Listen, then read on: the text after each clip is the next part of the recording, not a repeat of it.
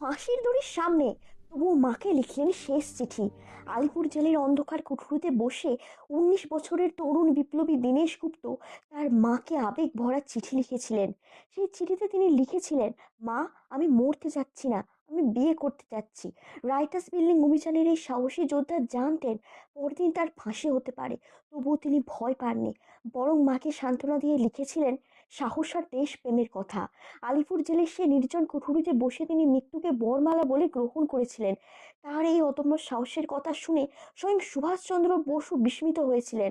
মায়ের কোলে ফিরে যাওয়ার সুযোগ ছিল না, কিন্তু দেশের স্বাধীনতার জন্য হাসি মুখে মৃত্যুকে বরণ করেছিলেন তিনি।